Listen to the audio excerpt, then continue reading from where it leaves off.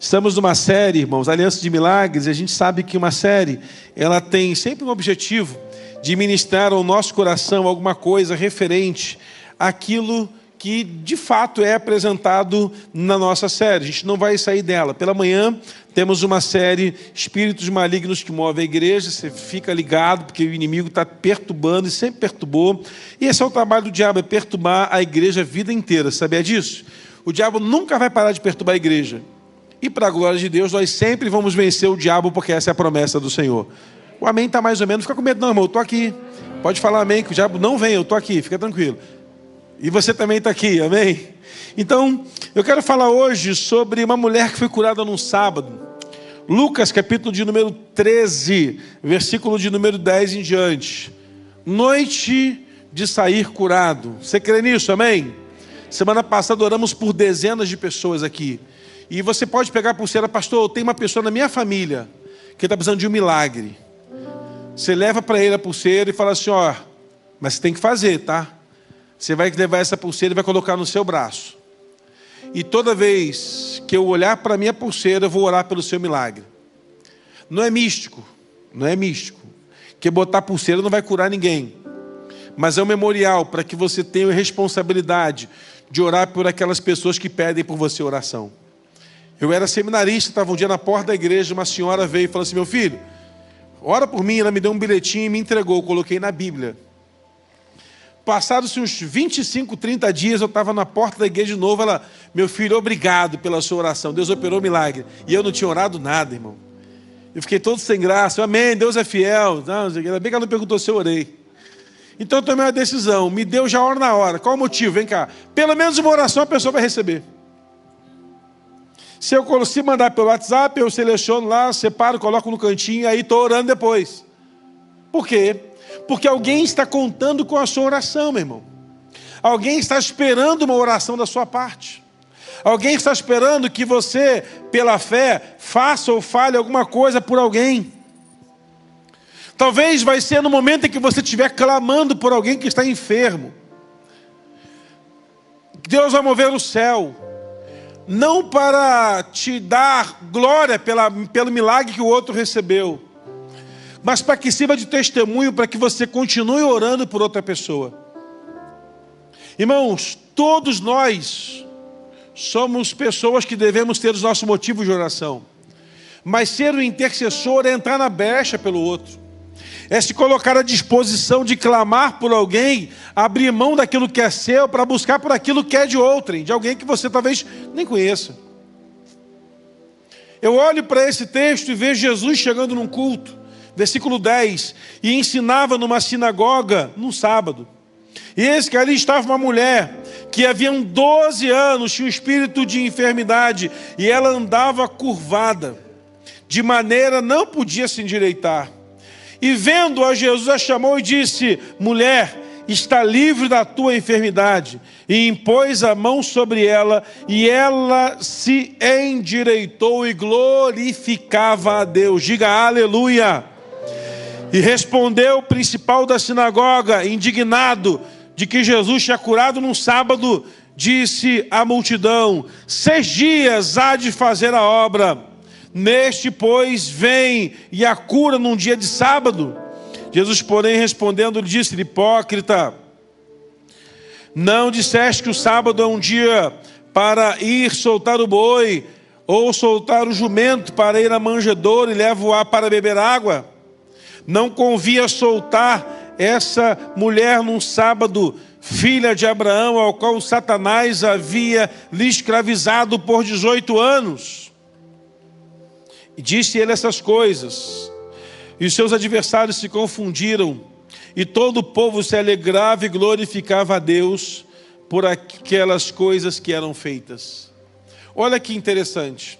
Jesus chega numa sinagoga, e eu semana passada falei isso e vou repetir.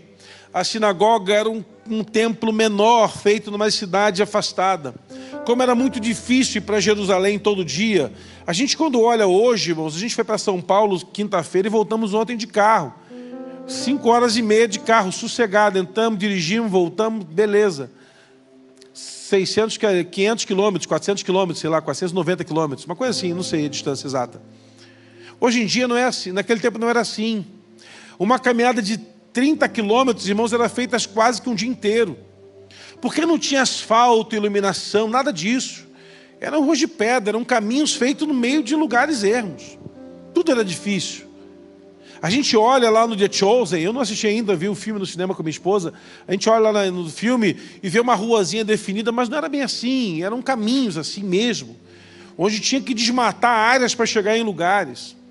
As estradas estavam nas melhores cidades, nas cidades mais bem estruturadas. Então, as sinagogas foram projetadas para que as pessoas fossem todos os sábados no templo da sua cidade, na sinagoga, e uma vez por mês levassem oferta e sacrifício lá no templo principal em Jerusalém. Então, Jesus, ele todo sábado ele ia a uma sinagoga. Pastor Lucinho diz assim, Pastor Lucinho tem uma mensagem que ele prega, e está até no livro dele, a cobra, a ilha, o naufrágio, é uma coisa assim, do livro do pastor Lucinho. Eu acho que é essa. Depois você procura aí. Ele fala assim, Jesus acordava cedo e fala assim, qual o culto que eu vou atrapalhar hoje com o milagre? Foi o que ele fez. Levantou, espreguiçou, falou, hoje eu vou atrapalhar um culto. Eu vou lá fazer um milagre. Porque aquele povo era difícil, irmãos. Aquele povo era estranho. A mulher entrou 18 anos encurvada na igreja. 18 anos cultuou encurvada, sem poder olhar para o sol. 18 anos ela andava assim, encurvada.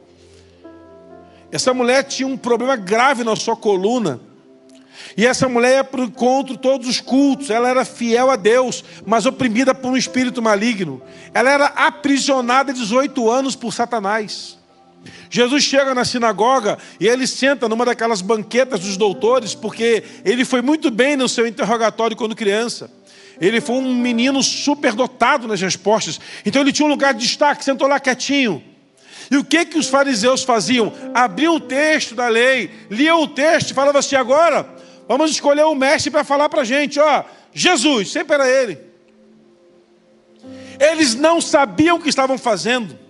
Eles queriam que Jesus viesse trazer uma palavra para se contradizer, mas tem que matar esse cara apedrejado, ele é um herege, ele é um pecador, está ensinando coisas erradas.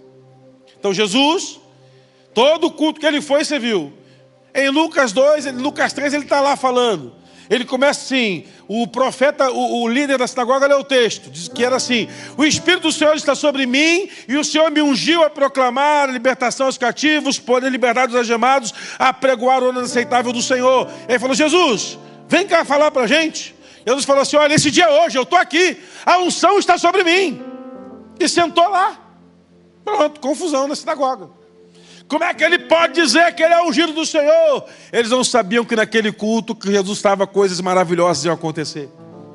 Culto que Jesus está, coisas maravilhosas acontecem, meu irmão. Jesus está aqui nessa noite, significa dizer que coisas maravilhosas vão acontecer. E aí está lá. Eu imagino Jesus de pé, com uma pedra gigantesca e sobre ela um tablado e um pergaminho aberto.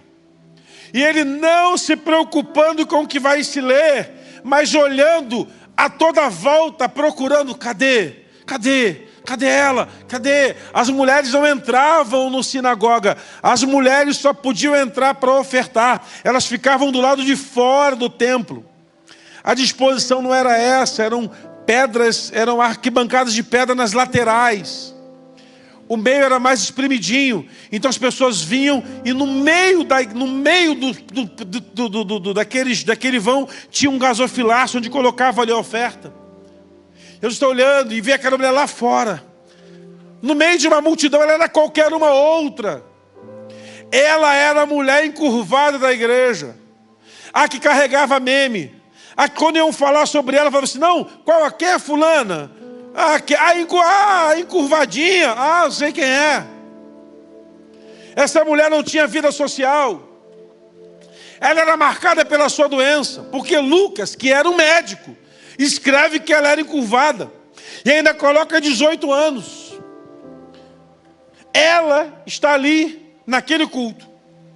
Como todos os outros encontros, todos os sábados. Eu tenho certeza que a oração dela não era por uma casa própria. Não era por um carro novo, mas era assim: Deus, eu não aguento mais ser encurvado e carregar essa dor no meu corpo. Porque quem tem uma enfermidade sabe pelo que orar. Quem tem um motivo de milagre sabe a que pedir. Você quer um exemplo? Jesus chega para um cego e pergunta: o que queres que eu te faça? E inadvertidamente o cego fala: quero voltar a ver. Porque quem carrega uma dor sabe o que pedir. Jesus está hoje aqui perguntando no seu coração: o que queres que eu te faça? E alguém está falando assim: restauração do meu casamento, Senhor. Outro está dizendo: restauração da minha finança. Outro dizendo: uma porta de emprego se abrir. Outro está dizendo: transformar meu marido, transformar minha esposa, curar alguém da minha casa. Cada um carrega o seu pedido principal. Hoje pela manhã eu ajoelhei aqui e falei: Senhor, dentre tantas coisas para te pedir, quando o Eliezer estava aqui cantando e mandou a gente ajoelhar, eu falei: Senhor, eu só queria honrar que amanhã tem que pagar a parcela. Olha aqui, Senhor, nós estamos aqui orando, todo mundo. Cada um está pedindo por uma coisa. Mas, Senhor, eu estou abrindo mão do meu. Quebra o galho aí, Senhor. Manda essa oferta aí hoje, aí, para amanhã a gente pagar lá. Chega lá de peito aberto e fala assim: aleluia. E enquanto eu estava orando aqui, Deus estava movendo corações no meio da congregação. E vai mover ainda muito mais em nome de Jesus. Você está lá orando e essa mulher estava lá. E Jesus fala assim para ela: ei, chama ela aí. Manda ela vir para o meio. Manda ela vir para o local da oferta. Manda ela chegar até aqui. Chamou. E ao chamar, já vem dizendo: mulher, você está liberta da enfermidade que te atormenta. E o texto fala que imediatamente ela se direitou. Irmãos, se tem igreja que tem culto solene, que é aquele culto mais, assim, menos intenso. Uma reunião na sinagoga em Jerusalém, só os homens falavam. Enquanto um falava, o outro ficava em silêncio. As pessoas só podiam glorificar do lado de fora, não do lado de dentro. E o texto fala que aquela mulher, ela saltava e glorificava a Deus. Virou um culto pentecostal. E todo mundo repreendendo: essa mulher não pode estar gritando aqui. Mas você imagina, 18 anos carregando uma doença, 18 anos carregando uma enfermidade, 18 anos oprimida pelo diabo, 18 anos o espírito de enfermidade estava sobre ela. No caso dela não era um problema físico, era um problema espiritual que se transformou em problema físico. 18 anos gemendo e agora está liberta, ela está glorificando. Ela está atrapalhando o culto. Ela está glorificando, glória a Deus, aleluia, Deus é fiel. E ela glorificava a Deus, porque só sabe o valor do milagre aquele que recebeu. Só sabe o valor do milagre aquele que foi alcançado pelo milagre. E aí, nesse culto diferente, alguém pega a palavra e fala: temos um problema. Jesus fala: qual é o problema? Você não pode curar num sábado. Você pode curar segunda, você pode curar domingo, você pode curar terça, pode curar quarta, pode curar quinta, pode curar sexta, mas sábado tem que deixar doente. Se fosse a mãe dele curada num sábado, talvez ele pegasse na mão daquela mulher e glorificasse. Se fosse a esposa curada no sábado, talvez aquele fariseu pegasse na mão daquela mulher e glorificasse. Se fosse a filha dele curada no sábado, ele pegaria na mão e glorificava. Só que não era ninguém que ele conhecia.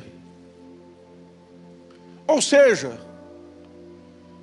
aquele homem que está arrependendo Jesus, o principal da sinagoga, que viu Jesus curar no sábado, está incitando a multidão, falando assim: Jesus, ele está errado, hein? Ele não pode curar hoje. Aquele homem está usando a lei contra Jesus. Só que Jesus é proclamador da graça. Ele não proclama a lei, ele proclama a graça. Tudo bem, não pode curar sábado, mas você é um hipócrita, sabe por quê? Porque antes de você vir para cá, você passou lá no seu estábulo, abriu a tramela da sua porteira para o seu jumento, para o seu cavalo e beber água. Você deu feno para o seu boi. Não pode também. Não pode. Sabe o que falta na lei? Empatia com a dor do outro. Sabe o que nós temos na graça? Saber sentir a dor de quem está sofrendo. No período da lei, irmãos, não havia empatia. Quem anda debaixo da legalidade humana não tem empatia com aqueles que sofrem. Mas aquele que foi alcançado pela graça, Jesus é a personificação da graça. Ele é a graça. Ele é o poder da graça. Ele olhou para aquela mulher e disse: chega, eu não aguento mais ver essa mulher 18 anos encurvada. E sabe o que eu acho? E agora eu vou falar Luiz Wagner 13, versículo 19. Wagner 13, 19. Eu acho que lá no céu deve ter um fichário. 13 não. É porque eu li 13 aqui. 12 de Jesus. Luiz Wagner 12, 19. Amém? Vocês também gostam de uma polêmica, hein? Vamos lá. Wagner 12, 19. Diz assim: que lá no céu deve ter um catálogo com a foto sua, com todo o pedido que você fez. Eu imagino Jesus olhando aquele catálogo e vendo assim, que é digital, tá, irmão? É um catálogo que abre uma tela, e ele abrindo, e aquela mulher que nós não sabemos o nome, mas em todo sábado dizendo: Senhor, me cura, me cura, me cura, me cura, me cura, me cura, me cura, me cura, me cura, me cura, me cura. Todo culto, todo encontro. Quando ela ajoelhava: Senhor, me cura, não aguento mais ser oprimida, me cura, me cura, me cura, me cura. Só que naquele culto os dois se encontraram. A enferma e a graça se encontraram. A enferma e o poder se encontraram. A doente e o milagre se encontraram. Aquela mulher que chorava e dizia: Senhor, me cura, não aguento mais, me cura, me cura. Eles se encontraram e sabe o que aconteceu? Aquele clamor foi respondido. Vem para o meio para ser curada, filha. Eu imagino aquela mulher correndo e parando, e ele falando assim para ela: olha, seja endireitada, seja livre da tua enfermidade. E aí a parte mais maravilhosa é Jesus saindo do altar, chegando nela e colocando a mão sobre aquela moça e dizendo para ela: seja endireitada. E aquele espírito saindo daquela mulher, aquele corpo encurvado, voltando ao normal. E aquela mulher olhando para cima, sem dor nas costas. Ela movimenta. E ela tá boa. E agora só sobrou para ela o quê? Glória a Deus, glórias a Deus, glórias a Deus, glórias a Deus. Jesus está atrapalhando aquele culto mesmo. Porque Deus não era glorificado há muito tempo naquela sinagoga, porque nada acontecia ali. Só que na sinagoga que Jesus estava, quando ele passa por ela, ele muda o ambiente, ele muda o protocolo, ele muda a história, ele refaz o contexto, ele cria um novo tempo, ele restabelece um novo princípio, e aquela mulher está glorificando a Deus. E sabe o que acontece? Todas as pessoas que estavam naquele lugar, elas começam também a glorificar a Jesus por aquilo que ele estava fazendo. Há um livro chamado Conhecendo Deus Fazendo Sua Vontade. Nesse livro, o autor escreve dizendo o seguinte: as pessoas vão onde Deus está agindo.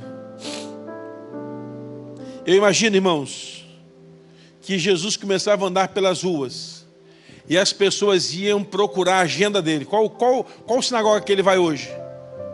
Qual sinagoga que ele vai hoje? Qual sinagoga que ele vai hoje? Ao ponto de que as pessoas iam nas casas, nos lares, nas ruas, porque no ambiente que Jesus está, milagre precisa acontecer. Jesus está nesse lugar nessa noite. Ele se move nesse lugar. Se move nesse lugar. E Jesus vai completando. Olha, vocês nem sabem o que aconteceu com essa mulher. Ela era uma filha de Abraão. Ela foi curada no sábado. Sabe o que aconteceu com ela? Satanás ela havia aprisionada 18 anos. Sabe por que eu acho que tem um fichário no céu? Porque Jesus foi preciso, 18 anos. Não sabe ele falar isso? Para mim não precisava. Para a congregação não precisava. Mas para ela precisava. Ela deve ter pensado assim: uau, Deus ouviu cada uma das minhas orações desses 18 anos. Sabe o que passa no coração de uma pessoa que é curada? E sabendo que Deus está ouvindo há 18 anos, eu sirvo a um Deus que se importa com a minha dor. Eu sirvo a um Deus que se importa com a minha causa. Eu sirvo a um Deus que se importa com a minha necessidade, porque Ele é fiel. Nessa noite, o Deus que se importa com a sua causa está ouvindo o seu clamor, vai operar o milagre que você tem buscado, e você vai estar aqui nesse altar, eu estou profetizando para alguém, vai estar aqui nesse altar para profetizar, dizer: olha, o meu milagre chegou, porque Deus é fiel. Aplaude e glorifique a Ele, porque Ele é digno de ser louvado, glorificado, exaltado. Só sabe a dor de uma enfermidade aquele que a carrega. Só sabe a dor de uma perseguição espiritual aquele que é perseguido.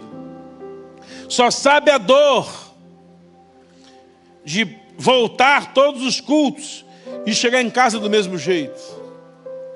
Quem está ali?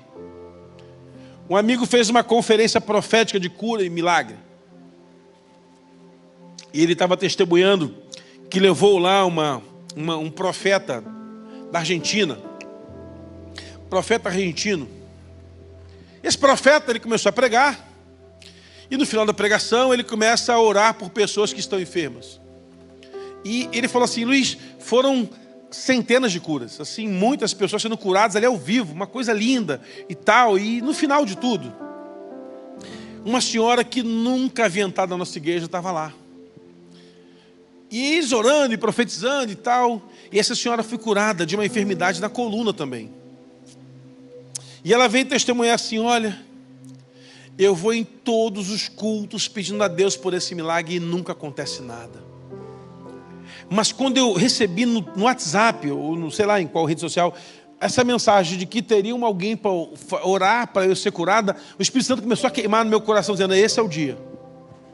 E eu viajei da minha cidade para essa cidade, para esse único encontro de milagre, para essa única cruzada de milagre, para sentar aqui e dizer: Senhor, hoje eu sei que eu vou ser curada. E quando o pastor começou a pregar sobre enfermidades e milagres, essa senhora foi ministrada e ela foi curada. E ela sai dali com um testemunho dizendo: eu sabia que ainda que muitos anos orei por um milagre, o meu Deus não me deixaria desamparada. Esse é um coração daquele que tem intercedido. É saber que o Senhor não nos desamparou, não nos desampara e não nos desamparará. Ele permanecerá com você até o final. O problema é que a gente nem sempre permanece na fé. A gente começa a orar e vai e desanima. Irmãos, andar pela fé é ter persistência, perseverança e persistência. É como aquela história do pastor que vinha numa estrada dirigindo o carro, e o combustível do carro começou a baixar, e estava chegando na reserva, e aquele pastor, irmão, um homem de fé, ele pôs a mão sobre o capô do carro e profetizou: Senhor, eu declaro que o tanque vai encher de combustível pela fé, em nome de Jesus. E na hora o ponteiro começou a subir assim, irmão, na hora, e foi até o ponto máximo do combustível. E aquele cara olhou e falou: não acredito! O ponteiro voltou para a reserva.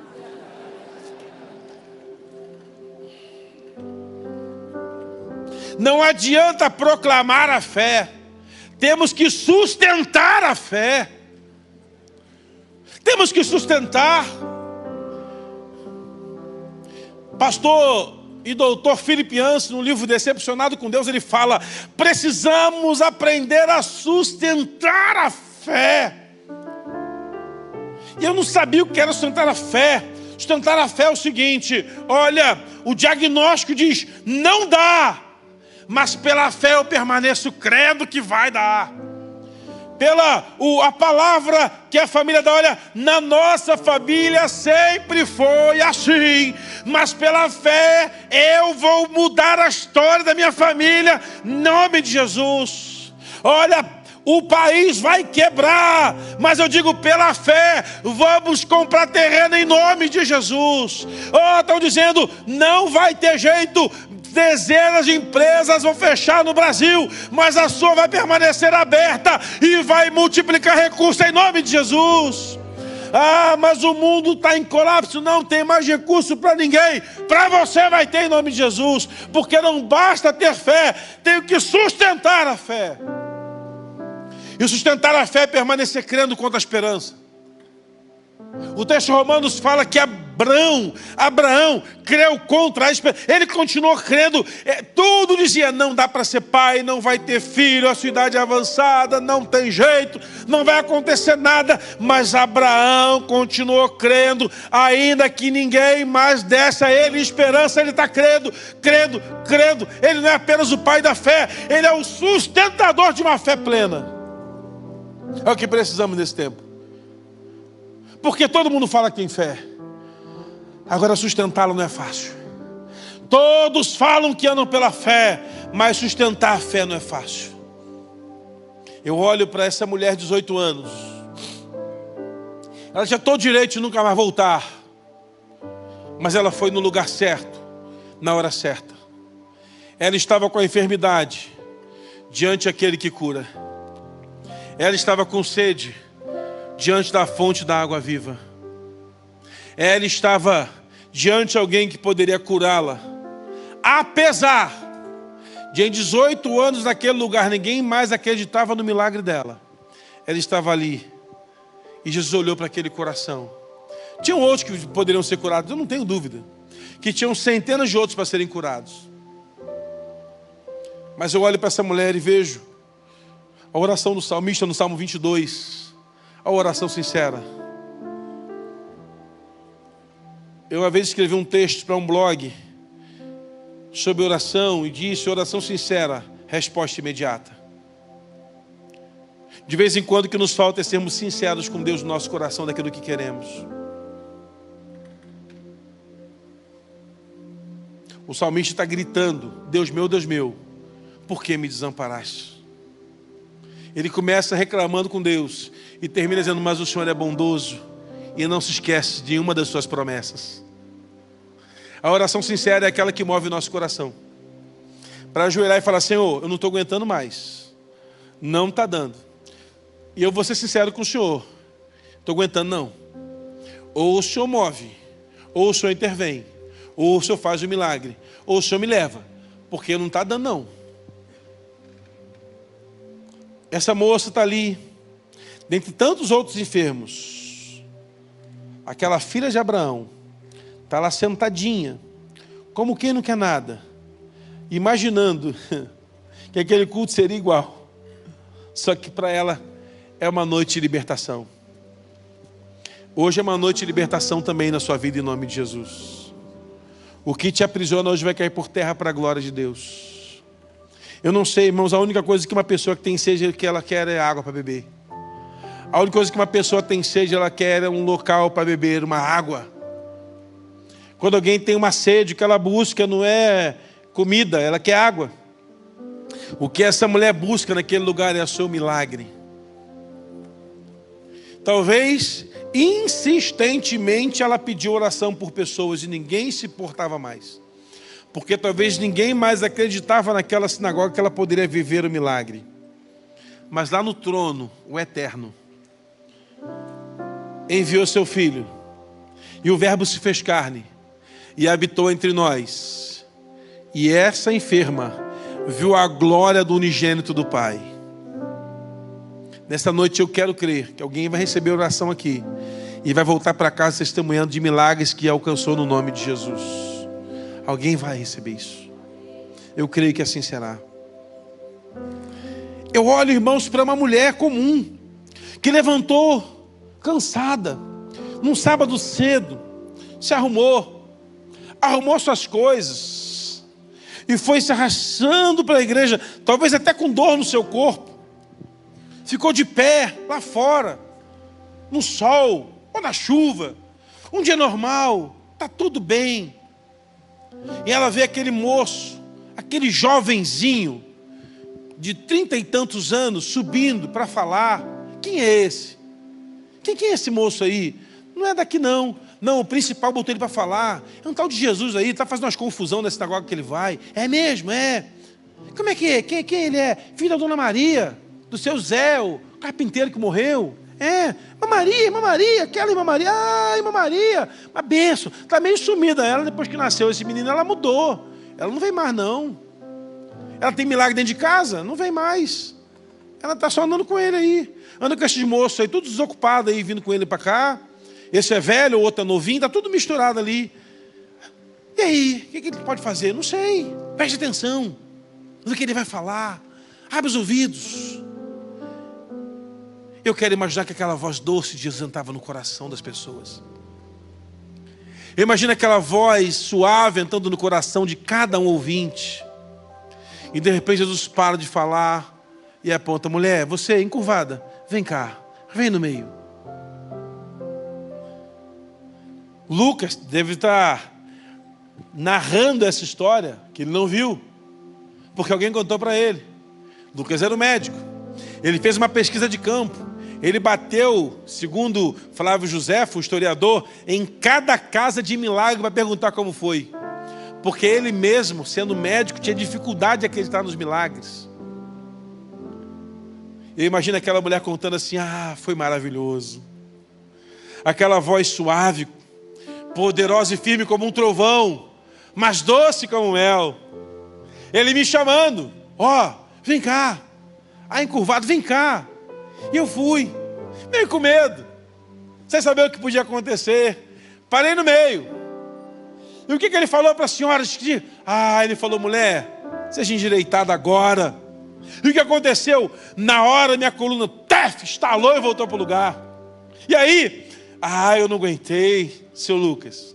Doutor, o senhor é médico? O senhor não sabe. O senhor cura com remédio, mas o meu Jesus cura com a palavra. Eu comecei a glorificar. Aleluia, louvado seja Deus. Eu estou boa, eu estou curada. Mulher, vem cá, confere aqui. E todo mundo olhando, ela virou o centro das atenções. E o que aconteceu? O principal da sinagoga pegou o microfone e falou: não, microfone não, claro. Pegou a palavra e disse: não pode. Ela tem que morrer assim, porque hoje é sábado. E o que ele falou? Ele falou assim: essa aí é filha de Abraão. Estava presa por Satanás, mas vai voltar para casa liberta em meu nome, porque eu sou poderoso. Quantas pessoas entraram presas por Satanás aqui hoje e vão voltar para casa libertas em nome de Jesus? Hoje é a noite de sair curado. Hoje é a noite de sair curado. Hoje é a noite de orarmos por famílias serem restauradas. Hoje é noite para orarmos, já oramos aqui hoje. E eu creio que breve casais estarão apresentando bebês aqui nesse altar em nome de Jesus, porque foi orado por isso. Somos da fé. Perseveramos na fé. E alguém vai dizer: mas você está enlouquecendo, porque é muito difícil. Irmãos, nós servimos a um Deus que para Ele nada é impossível. Mas é preciso crer, porque tudo é possível aquele que crê. Você crê nisso? Se coloca de pé para a gente orar ao Senhor. Eu quero fazer como semana passada fizemos. Vamos orar. Você que está em casa pela internet, fica com a gente aí, não vai embora não. Vamos orar por você também. Eu quero orar. Hoje o meu milagre vai chegar. Dá para ser essa, Eliezer? Você conhece essa música? Mais ou menos. Joga essa música para cima lá no nosso coração, vai, mano. E já profetizando. Você sabe essa, no sax mesmo? Com força. Hoje é noite de milagre. Quem crê nisso diz amém? Amém. Quem tem uma necessidade de oração por uma questão física, vem aqui, fica à minha direita aqui. Pastor, é uma questão profissional, financeira, fica aqui à minha esquerda. A gente vai orar com você. Mas à medida que for cantando esse louvor, você vai sair do seu lugar e vem andando e profetizando. Quando esse CD saiu, irmãos, eu ouvi até furar, porque essa música falava comigo. Porque hoje o meu milagre vai chegar. Pode vir, pode vir. Enquanto a gente canta: pastor, eu creio que hoje é uma noite para o meu milagre. Pode vir, pode começar a se mover. Questão de saúde, à minha direita aqui. Questão profissional, financeira, empresarial, aqui à minha esquerda, ou qualquer outra causa. Os intercessores e pastores, orem pelas questões de enfermidade, estão aqui no altar do Senhor. Quem está sem pulseira, pega no final. Pode espalhar as pulseiras pelo altar aí. Vamos começar a cantar isso então. Vamos lá, vamos profetizar, irmãos. Pode orar, um por um. Vamos orar com todos que estão aqui de joelhos nesse altar, em nome de Jesus. Estamos num ambiente de milagre, irmãos, todos os domingos à noite. Semana que vem nós vamos ativar a fé aqui nesse lugar. 4 homens carregando um paralítico. 4 homens. Você não pode ficar de fora, porque vai ser a noite de ativação da nossa fé. Até onde vamos lutar por um milagre? Eu quero convocar você para estar com a gente aqui. Sabe o que acontece, irmãos? Não há outra instituição autorizada a fazer milagres senão a igreja do Senhor. Não há outra. Nós respeitamos a medicina, evidentemente, irmãos. Deus pode curar usando a mão do médico, mas o nosso testemunho é mais forte quando ele usa só a mão dele. É evidente que o médico vai operar. Talvez eu precise um dia fazer cirurgia. Espero que não, mas pode ser. E você também. Não é proibido isso. Mas quando Deus move no ambiente milagre, você tem que mergulhar nele. Eu sou fruto de milagre no culto. Falei semana passada. Tomava remédio controlado quando era criança. Segundo o médico, eu ia tomar remédio pro resto da vida. Eu tinha dificuldades de assimilar informações. Eu não lembrava das coisas, às vezes esquecia. Tinha notas da escola, eu tinha que estudar na véspera, porque eu não conseguia lembrar das coisas. Hoje eu lembro da piada de 20, 30 anos atrás. Deus me potencializou a memória. Sabe por quê? Porque Ele operou o milagre por inteiro. Deus não faz milagre pela metade. Eu quero convocar você para essa batalha. Semana que vem vai ser uma batalha, porque vamos tomar uma decisão de ativar a fé para crer em milagres. Apesar de tudo parecer difícil, viveremos milagres, porque Deus assim opera em nome de Jesus. Você crê nisso, amém? Pastor, eu tenho um motivo específico de oração. Queria que alguém orasse por mim. Você pode ficar aqui que a gente vai orar no final também, especificamente. Pastor, eu quero entregar minha vida a Jesus. Ou eu quero ser parte dessa igreja. Eu estou aqui, mas eu quero ser parte dessa igreja, entregar minha vida a Jesus, começar minha caminhada com Jesus, voltar a caminhar. Você vem no final da última música, você pode vir aqui para frente. O pastor Miguel aqui, ele vai te receber para conversar com você, te orientar como proceder. E eu creio que hoje a gente volta para casa confiantes de que o nosso Deus operou mais milagres e ainda operará ainda maiores em nome de Jesus.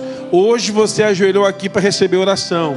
Semana que vem você vai estar aqui, como semana passada estava o Evandro com a sua família, como estava essa semana Marcinho, Marcelo, para testemunhar o que Deus fez na sua vida em nome de Jesus. Se você quer nisso, aplaude e glorifica o Senhor. Deus te abençoe. Vá em paz. Que o Senhor abençoe sua vida em nome de Jesus. Se você tem um motivo específico, venha para a gente orar com você em nome de Jesus.